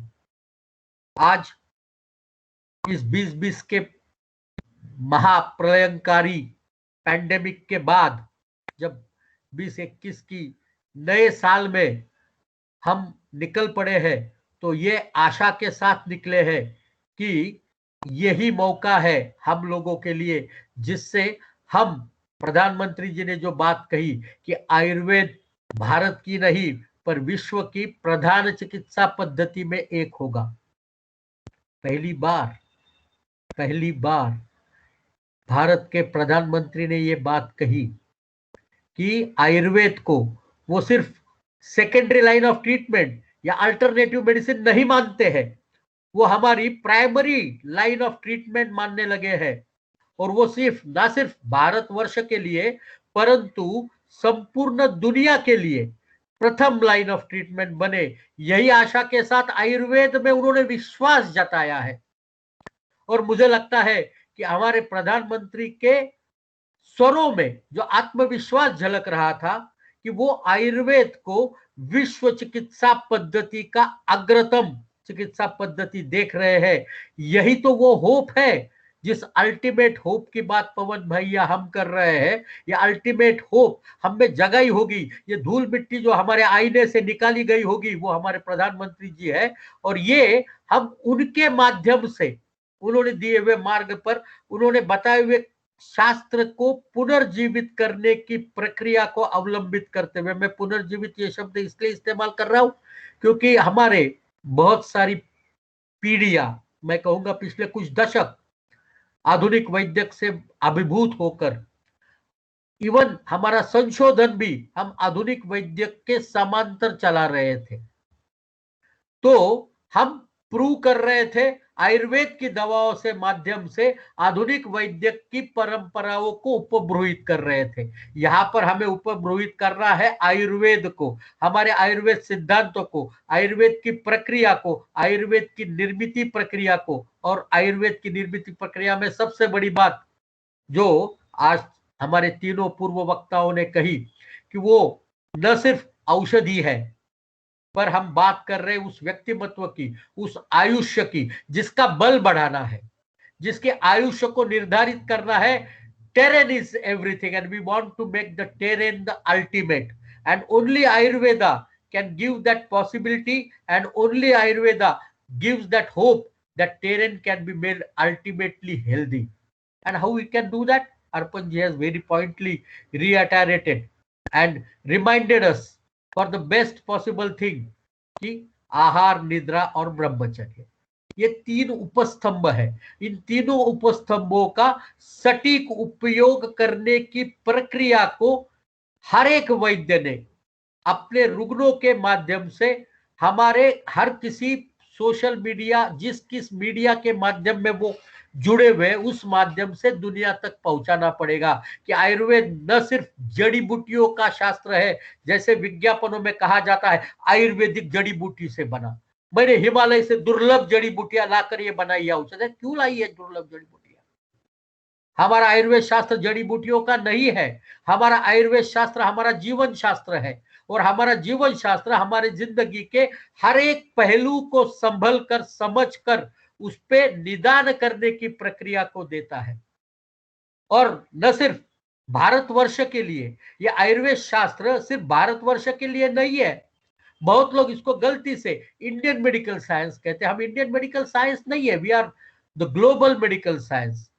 हर एक क्षेत्र के लिए, दुनिया के किसी भी कोने से अगर कोई भी स्वास्थ्य रक्षण करने की हेतु लेकर, आयुष्य वर्धन करने की हेतु लेकर अगर कुछ पढ़ना चाहेगा तो उसे मात्र आयुर्वेद के पास आना पड़ेगा, क्योंकि यही एकमात्र शास्त्र है जिसका उपदेश करते हुए आचार्य कहते हैं ये शास्त्र उन लोगों के लिए है जो दीर्घायु चाहते हैं, जो आयुष्य वर्धन चाहते हैं। ऐसे लोगों को सिखाने के लिए ये आत्रेय परंपरा बनी है। बड़ा सुनने में एकदम से, हम लोग वैद्य हैं, हम लोगों ने सबने ये पढ़ा है, पर जब हम रुग्णों को ये कहते हैं कि आयुर्वेद तुमको क्यों अवलंबित करना है, क्या आयुर्वेद सिर्फ आप जब किसी चीज का इलाज नहीं हो सकता तो चलो अभी यार, अभी वैद्य जी हम आपके पास आए, अभी सभी डॉक्टरों ने बोला है कि कुछ नहीं कर सकते, पेशेंट कुछ दिनों का मेहमान है, आप करो कुछ। अरे क्यों भाई, तब करो। हम लोगों के पास रुग्ण प्राथमिक अवस्था में आवे तो वो जल्दी ठीक होगा, बिना तकलीफ के ठीक होगा और बिना खर्चे के ठीक होगा और जिंदगी भर स्वस्थ रहने की प्रक्रिया से रहेगा। ये बात हम अगर रुग्णों तक सटीक रूप से पहुंचाने में सक्षम हो गए किसी भी माध्यम से, तभी ये आयुर्वेद हमारा अल्टीमेट होप होगा। और इस अल्टीमेट होप के लिए हम लोगों को अपने शास्त्र को अपने जीवन के साथ अपने रुग्णों तक, हमारे परिवारजनों तक, ये 2020 ने हमको ये अवसर दिया पुनरावलोकन करने का, अपना खुद का, हमारे जीवन यापन का और हमारे शास्त्रों का।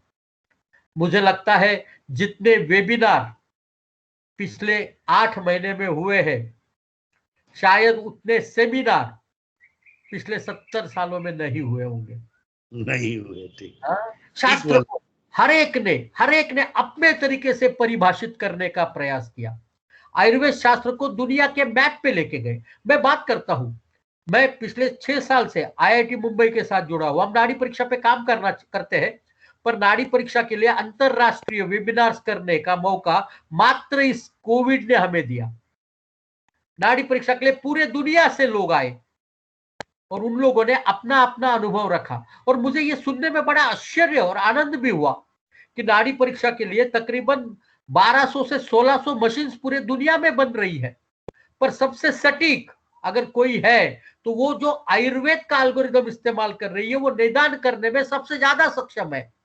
वो प्रेशर प्लेथिस्मोग्राफी होगी, फोटो प्लेथिस्मोग्राफी होगी, इलेक्ट्रोप्लेथिस्मोग्राफी होगी, अनेक तरीके के वैज्ञानिक प्रक्रिया का प्रयोग नाड़ी plethysmography, plethysma is artery and graphy is taking a graph of the artery, that नाड़ी परीक्षा, इसका अंग्रेजी में भाषानुवाद करते हैं तो प्लेथिस्मोग्राफ कहते हैं, और वो अलग अलग तरीके से किए जाती है। और यही शास्त्र हमारे पूर्वजों ने मात्र 3 उंगलियों के द्वारा अनुभूत करने के लिए हमको दे दिया था और ये भी बता कर दिया था कि ये शास्त्र व्यक्ति प्रत्यनिक है, हम जनरलाइज नहीं कर सकते। और आयुर्वेद का सबसे बड़ा अगर कोई योगदान इस दुनिया के वैद्यक शास्त्र को है और आयुर्वेद को अग्रणी बनाने के लिए, चिकित्सा क्षेत्र में अग्रणी बनाने के लिए कोई है तो वो है personalised, preventive, predictive activity of Ayurveda.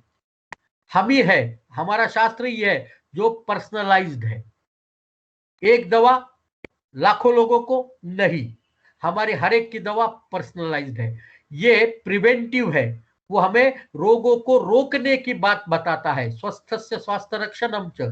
साथ में ये प्रेडिक्टिव है, होने वाली बीमारियों के बारे में बताता है। अगर आपके शरीर में श्लेष्म मद संचय होने लगा और जैसे ही श्लेष्म मद संचय होगा तो अभिसंध निर्माण होगा, मार्गावरोध होगा, धनवी प्रतिचय होगा। ये क्रम से जो संकल्पना मेटाबॉलिक डिसऑर्डर के लिए अभी आचार्य सर ने बताई, श्रीनिवास जी ने, वही संकल्पना प्रेडिक्टिव मेडिसिन है। अभी वो प्रिवेंटिव है, पर्सनलाइज है और प्रेडिक्टिव है। This makes Ayurveda the ultimate hope for the entire world to look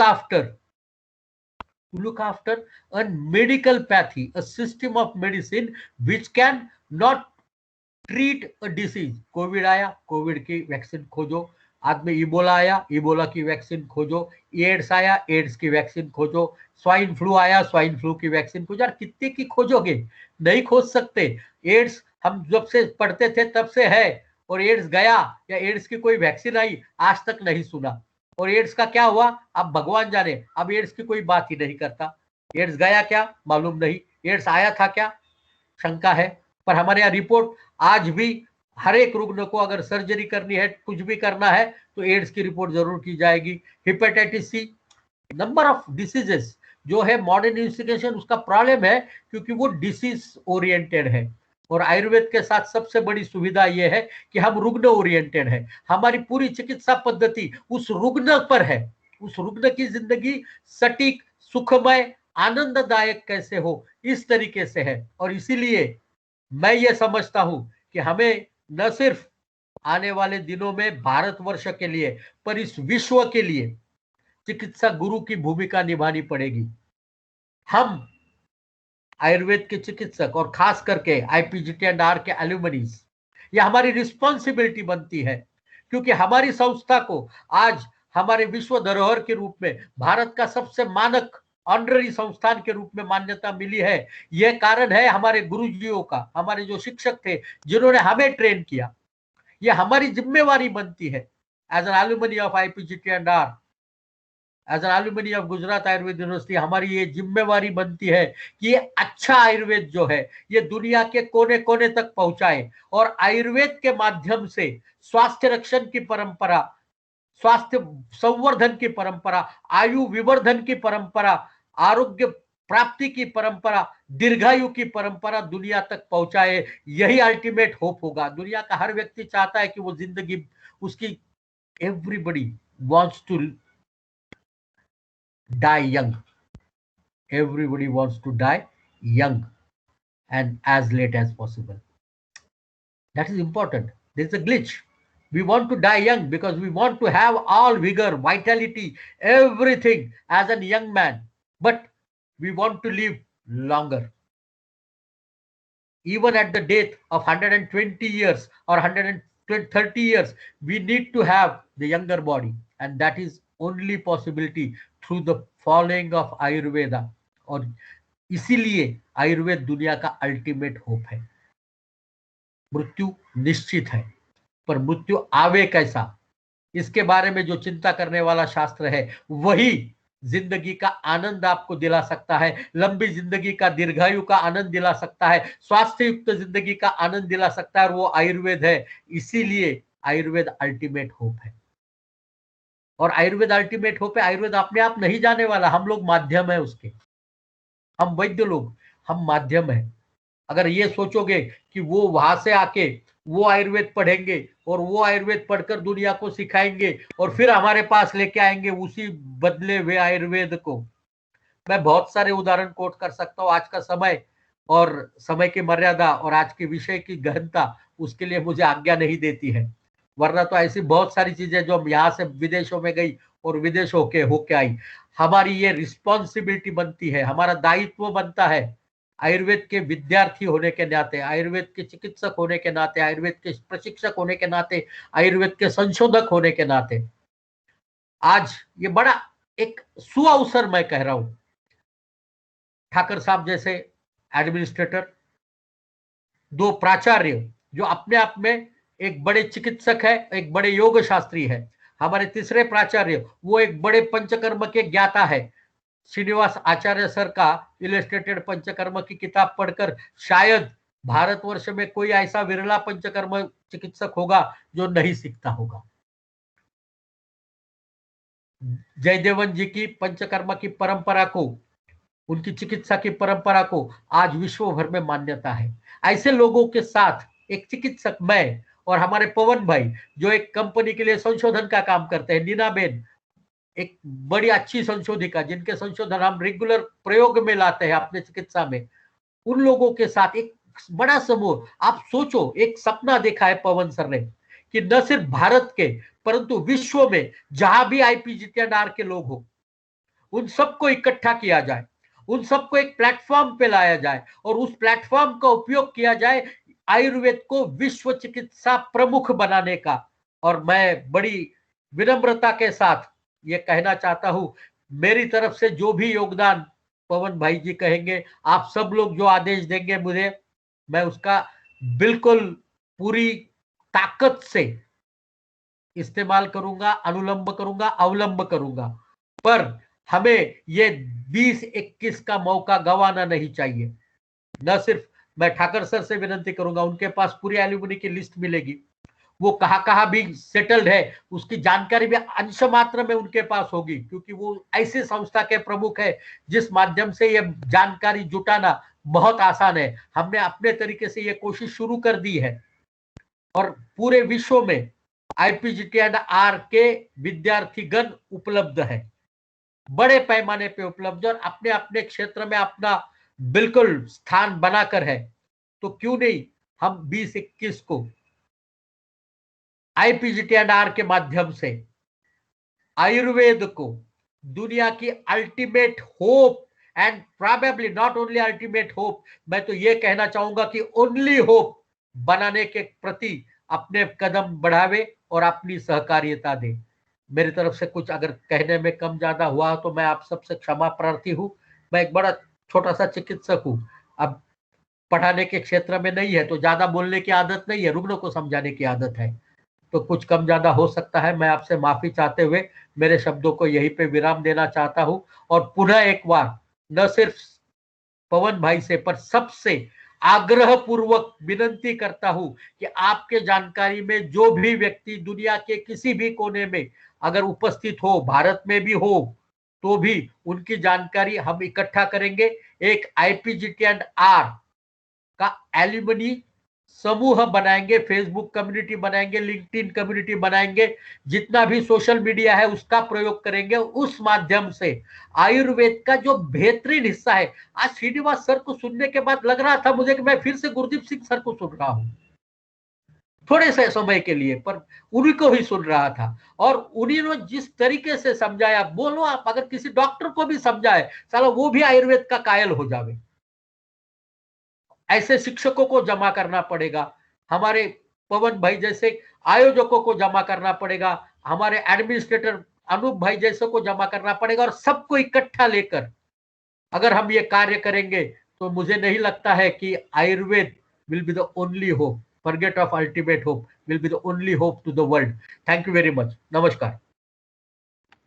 बहुत बहुत धन्यवाद संजय जी, आपने अपनी ऐसी सुंदर कल्पनाएं जो हम लोगों ने देखी, मैं अर्पण मत जी से, श्रीनिवास जी से, सभी से अनुरोध करूंगा कि अब कृपा करके अपने वीडियो खोल लें तो हम लोग एक चर्चा, ग्रुप चर्चा 5 मिनट, आखिरी 5 मिनट ग्रुप चर्चा कर लें, आप सभी के दर्शन हो जाएं, जिससे लगे कि हम सब एल्यूमिनी बैठे हुए हैं साथ में। Doctor Sabari Sengupta, doctor Sharma, doctor अर्पण भट्ट, श्रीनिवास जी,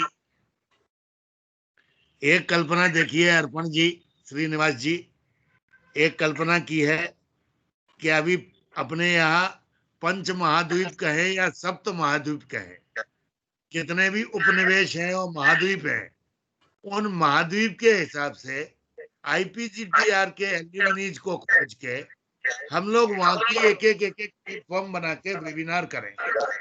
अर्पण जी की एक बात से मैं सहमत हूं, क्योंकि 2021 आ चुका है और मैं इस बात से बिल्कुल सहमत हूं कि हमारा आयुर्वेद केवल 2021 में नहीं, अब गोल्डन फ्यूचर के लिए भी अच्छा होगा।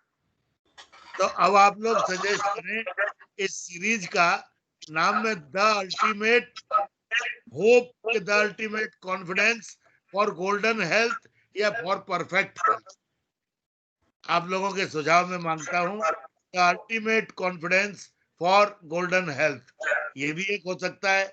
The ultimate hope for perfect health, ये भी हो सकता है। आप लोग जैसा गाइड करें।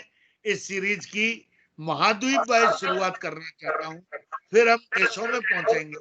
पहले 5 महाद्वीप के 10-10 आदमी इकट्ठे हो जाएंगे तो हम वेबिनार कर लेंगे, फिर उनसे आगे बढ़ेंगे, एक एक देश में हम लोग जाएं, और जो 180 देश में, जितने देशों में आयुर्वेद को मान्यता है और जितने देशों में हमारे गुजरात आयुर्वेद यूनिवर्सिटी के छात्र हैं, पूर्व एल्यूमिनी हैं, उन सबको कहीं ना कहीं इस अवेयरनेस में साथ में जोड़ा जाए।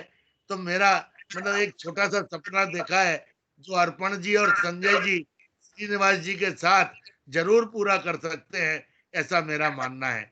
हम लोग यहाँ कलकत्ता से आपके साथ, वेबिनार का प्लेटफॉर्म मेरा रहा, जो वेबिनार का फ्लायर वगैरह बनना होगा वो मेरा रहा, यदि बाद में बात करेंगे तो लेटरबाजी भी मेरी रही, लेकिन वो खोज के निकालने का एक अद्भुत काम, जैसे समुद्र में से मोती खोज के निकालना है, वो यदि आप लोग एक बार, क्योंकि आप यूनिवर्सिटी में बैठे हैं, वो मुंबई में बैठे हैं, तो यदि ऐसा कुछ ऐसा हो जाए पूरे विश्व में, जो अपने गुजरात आयुर्वेद यूनिवर्सिटी के, मैं IPGTR को भी अब केवल सीमित नहीं रहना चाहता, जब गुजरात आयुर्वेद यूनिवर्सिटी है उसमें भी 2 विभाग बाद में बनाए जाएंगे, लेकिन गुजरात आयुर्वेद यूनिवर्सिटी और IPGTR ये विश्व में हर जगह मौजूद है।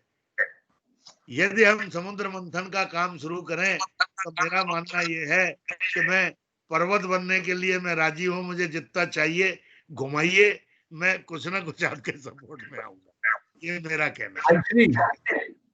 IPGTR और गुजरात यूनिवर्सिटी वर्षों से हाँ फॉरेनर्स के लिए कोर्स चलाती है। हाँ उनके सबके कॉन्टैक्ट हाँ आज हमारे यूनिवर्सिटी में उपलब्ध होंगे जी और अगर ये कॉन्टैक्ट हमें मिल जावे तो हमारे हाँ। पास तुरंत एक प्लेटफॉर्म होगा जहां पर कम से कम 200 से 300 से 500 लोग हमें मिल जाएंगे। अर्पण भाई हमें इसमें मदद कर सकते हैं, अनूप सर इसमें हमें मदद कर सकते हैं। ये तो डाटा रेडी है वहां पर यूनिवर्सिटी में, कंप्यूटर में होगा, इसमें समय नहीं लगेगा। अगर उनके ईमेल भी मिल जावे तो हम उस ईमेल पे कांटेक्ट करते हुए विदेशों में, भारत के सिर्फ सभी देशों से लोग आते हैं फॉरेनर्स कोर्स में और वो सभी एल्यूमिनी है गुजरात आयुर्वेद यूनिवर्सिटी के। तो हम क्योंकि ये चलते हैं गुलाब कोरबा आयुर्वेद कॉलेज में जिसका अर्पण जी प्रमुख है और ये चलाती है यूनिवर्सिटी जिसके अनूप जी प्रमुख है, तो हम ये मौका क्यों छोड़े। और इस तरीके से ही हमारे एक और एल्यूमिनी है राजेश भाई, उनको भी रिक्वेस्ट करेंगे तो वो आयुष चेयर्स चलाते हैं दुनिया भर में, उनके माध्यम से भी हमारे गुजरात आयुर्वेद यूनिवर्सिटी के स्नातक और स्नातकोत्तर या और भी ज्यादा पढ़े लोग पूरे दुनिया में कहाँ है उनकी जानकारी इकट्ठा की जा सकती है। तो हमारे तरफ से उनको एक अच्छे तरीके से विनती जाने की बात होगी, the golden opportunity for the perfect health and the ultimate hope Ayurveda IPGTR and GAU group. इस तरीके से अगर हम एक लिंक्डइन पेज बनावे और हम इनवाइट करें उन लोगों को, ओनली बाय इनविटेशन उनको एडमिट करें और सिर्फ IPGTR एंड GAU के लोग इकट्ठा आवे अभी के फिलहाल, then and the later platform we can collect every Ayurveda person who is there. आज क्योंकि हमारी मातृ संस्था IPGTR है इसलिए हम अपनी मातृ संस्था की बात कर रहे हैं। एक बार हमारे भाई लोग बहने लोग इकट्ठा आ गई तो हमारे बाकी परिवार के बाकी चाचा मामा काका बुआ भाभी सबको बुला के लाएंगे, पर पहले तो हम शुरुआत करेंगे अपने लोगों से और जो आसान लगता है मुझे, अगर ये सब लोग सहायता करेंगे तो मुझे नहीं लगता मुझे मुश्किल है। हमारा वीकली प्रेजेंटेशन या वेबिनार हो सकता है सिर्फ GAU के एल्यूमिनी के द्वारा अक्रॉस द वर्ल्ड और agree तरीके से I am taking the responsibility to organize. I Please will give me guidance as soon as possible. कोई किसी का सुझाव? डॉक्टर सरवरी सेनगुप्ता जी, अर्पण जी, श्रीनिवास जी। श्रीनिवास सर। नहीं, इसमें मेरा तो सिर्फ इतना ही सुझाव है कि ये जो भी आपको चाहिए vc@ayurveduniversity.com पर एक मेल डाल दीजिए। बिल्कुल जरूर। और उसकी एक जो कॉपी है वो gacollege@gmail.com पे डाल दीजिए। जय भोलेनाथ। जरूर। ठीक है ना, तो इससे क्या हो, gacollege@gmail.com vc@ayurveduniversity.com। हाँ वो ईमेल है। कल सवेरे उनको आपको मिल जाएगा सर। हाँ, तो क्या होगा कि इसको फॉर्मली प्रोसीजर जो भी करना होगा उसके लिए एक हमारे पास आधार बन जाएगा और जिसको भी ये देना होगा कि भाई इस जगह पर आप ये भेज दीजिए इस चीज के लिए, then we can do that, number 1। Number 2, ये अल्टीमेट होप, गोल्डन होप, ये इसमें थोड़ा जल्दबाजी ना करिए, नाम के लिए थोड़े से सुझाव मंगा लीजिए।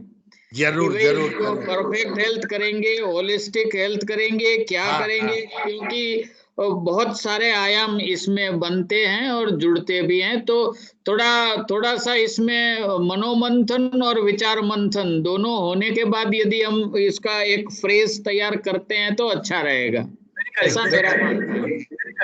एग्री हूँ। बाकी तो जहाँ भाई हमारे सपोर्ट की आवश्यकता है हम सपोर्ट में ही हैं, खड़े हुए हैं, बैठे हुए हैं, सोए हुए हैं, जो भी बोलो। Thank you very much. अरे अर्पण भाई आप तो हो ही। आदरणीय श्रीनिवास जी, सर डॉक्टर श्रीनिवास आचार्य, शायद सर कहीं व्यस्त हो गए हैं। Doctor Sabari Sengupta. Good evening to all. Thank you, Dr. Pawan Sharma ji. Dada Pranam. Today I am very much overwhelmed after hearing all seniors and my gurus, especially my guide, Professor Anup Thakurji. And he is very inspiring to us when I was student at IPGT and RA. And Arpan Bharti, all are here. I came to know through webinar, and it's a good idea. And I think it is the ultimate hope for all. Thank you, and thanks to all of you for आप लोग जैसे कोशिश कर रहा है आयुर्वेद के लिए, and I am proud of it as family member is share that webinar. Thank you very much. Neena madam, आपको बहुत दिनों से सुना नहीं है।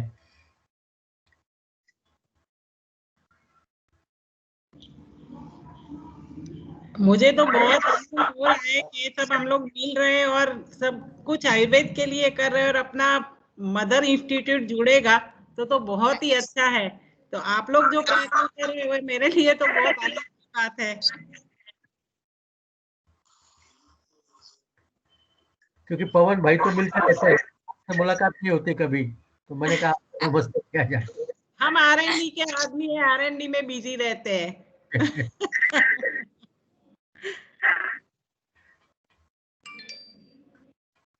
बढ़िया है, लोगों के आशीर्वाद की जरूरत है।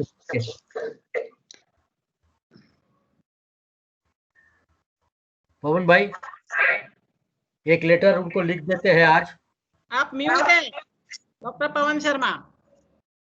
हाँ अर्पण जी, वो हम लोग इसकी तैयारी के लिए एक बार बैठेंगे, मैं कुछ सजेशन बना के हम और संजय जी आपके पास भिजवाते हैं।